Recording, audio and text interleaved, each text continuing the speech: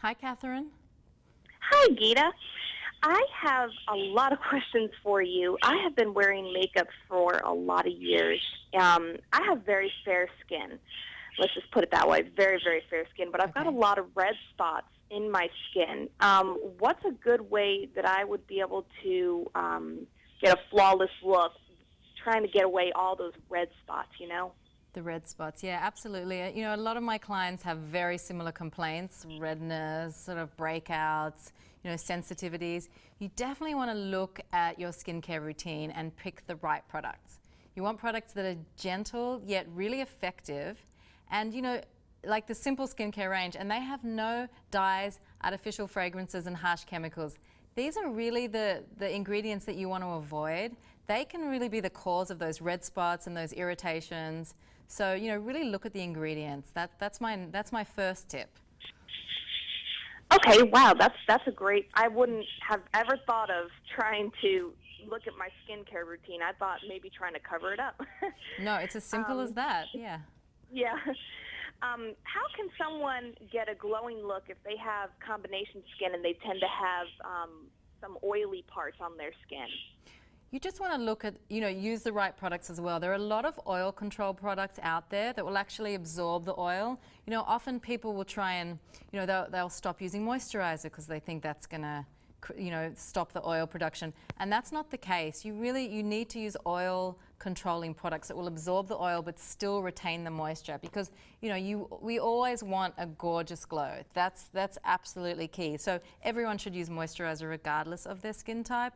But just choose the ones that work for you. If you have dry skin, you want to use an extra rich moisturizer. Oily skin, you use an oil control product, and you have to make it seasonal as well. As we approach fall, a lot of us need to really bump up our hydration. So a product like the Simple Protecting Light Moisturizer is fantastic. It has an SPF of 15. You should always be wearing an SPF year round, and it instantly doubles hydration and it absorbs. You want a product that absorbs into your skin without a greasy feel, because that's what's going to give you the perfect canvas for foundation. That's a great idea, because I had actually stopped using moisturizer because I do have that combination skin, and I thought it was my moisturizer that was bothering me. So I'm definitely going to have to look into the oil control kind. Right, absolutely. Sometimes that will make your skin actually produce more oil when you do that. So you have to watch out for that. I never knew.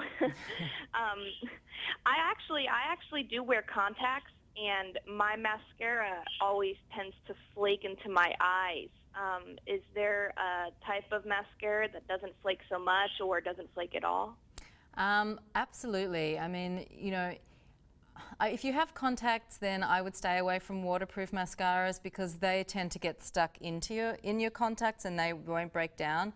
But also, there are a lot of like fiber mascaras. They don't fall down at all. They don't break. And just play around with different textures, and also just make sure you're throwing out your mascara regularly. Buy them from the drugstore and throw them out even every 4 weeks. Because often they've just had too much exposure to air, oxygen, and they've dried out, and that's what's causing them to flake, and it's not actually the mascara itself. So throw out your makeup. That's a great idea. I also have very wide eyes, and I've noticed that it is really hard to sometimes wear eyeliner, because sometimes if you do the eyeliner normally, how everyone else would do it underneath your eye, Right. I tend to start looking cross-eyed because my eyes are so big already. Right. Is there a way that you can wear eyeliner with wide eyes at all? Absolutely. I love wide eyes. For me, are the perfect canvas for eye makeup. You can line the inside of your bottom lash line. That'll make your eyes more narrow and give you a sort of sexy, intense look. Or lining the top, just the top lid and not the bottom, the top lash line.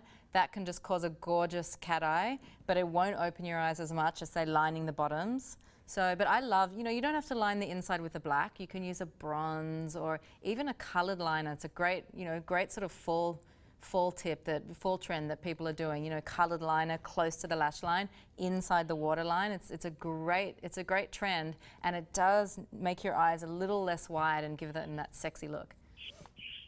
That's a great idea. And I have one more question for you.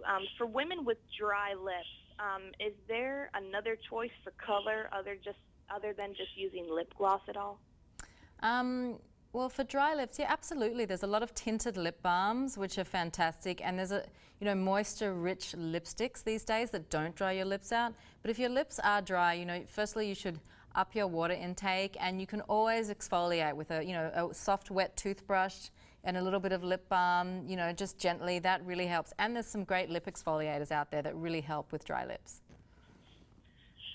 That's a great tip. I would have never thought to exfoliate your lips at all. Well, thank you so much for answering all my questions. You're so welcome. Thanks for having me. Thank you so much. Okay. Bye. Bye.